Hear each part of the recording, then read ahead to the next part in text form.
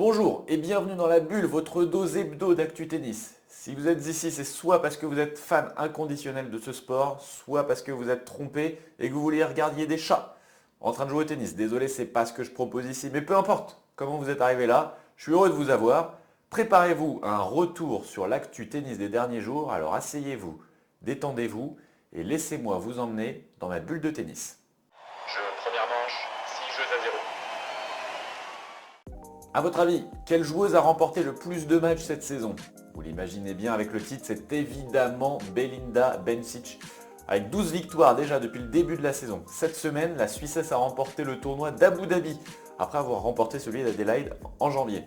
On en avait parlé en début de saison, elle fait clairement partie des joueuses à suivre en 2023. Cette semaine, après avoir été impériale pour accéder en finale, elle a su renverser un match bien mal embarqué contre Samsonova puisqu'elle était menée 6-1 dans le premier set. Elle a même sauvé 3 balles de match face à la Russe dans le tie-break du deuxième set.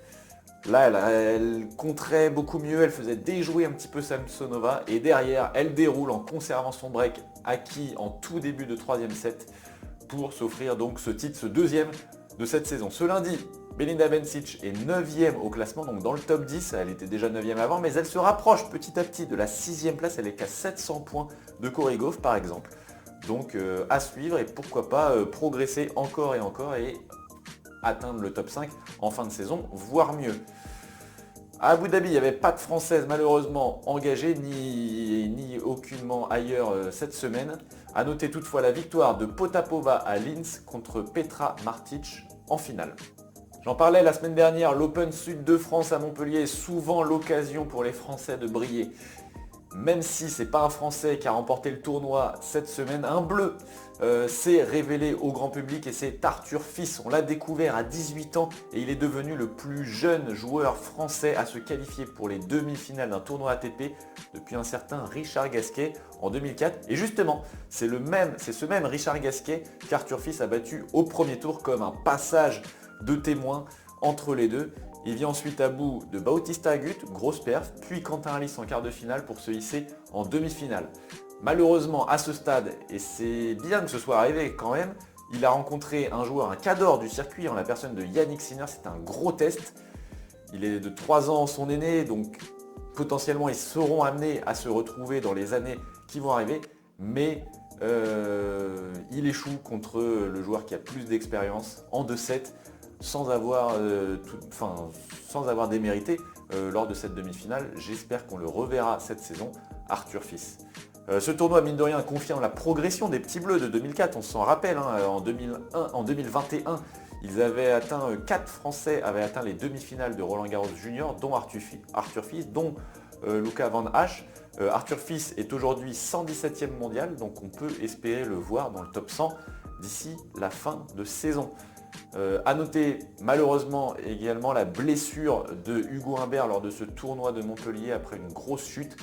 Plusieurs semaines de repos seront à prévoir pour lui. C'est dommage parce qu'il réalisait un bon début de saison avec un bon Open d'Australie, un bon week-end de Coupe Davis, on en avait parlé la semaine dernière. Il a une grosse chute contre Davidovich Fokina qui l'empêchera de participer au prochain tournoi. Et donc, on en parlait justement, c'est Yannick Sinner qui s'est imposé en battant Maxime Cressy en finale. Maxime Cressy, le franco-américain, tout de même, il y avait une moitié de français en finale.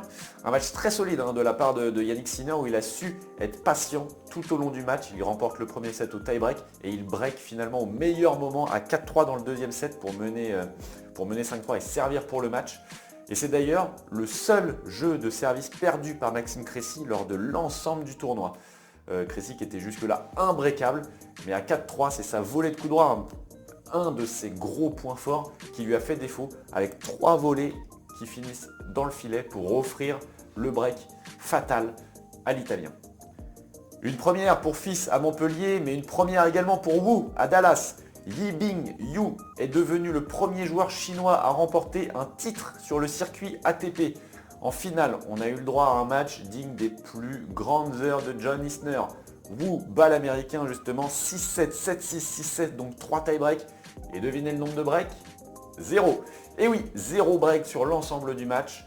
3 tie-breaks. Wu sauve même 4 balles de match, une à 6-5 dans le deuxième set, donc sur son service, et 3 dans le tie-break final qu'il remporte finalement 14-12 contre John Isner.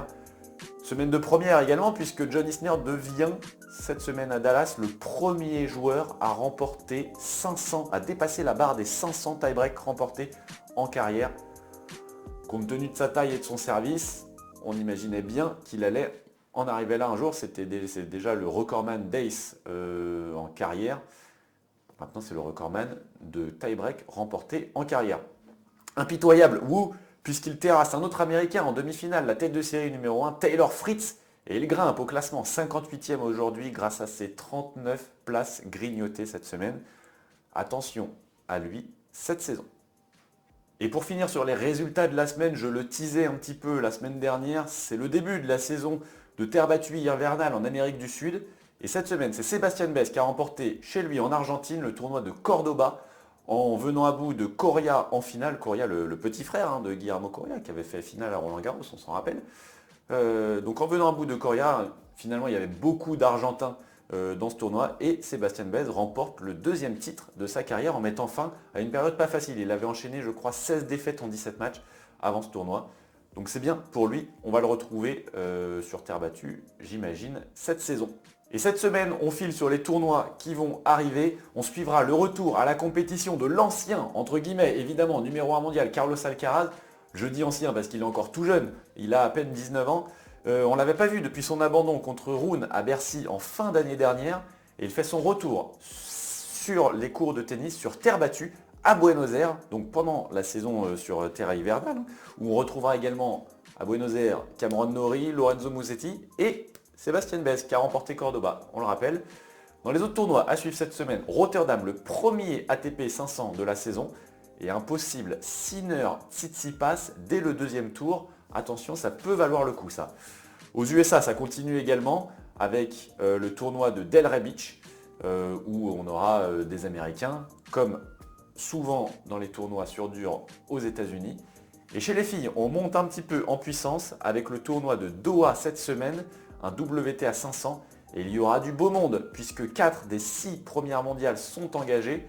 Iga Swiatek, Jessica Pegula, Caro Garcia et Coco Gauff.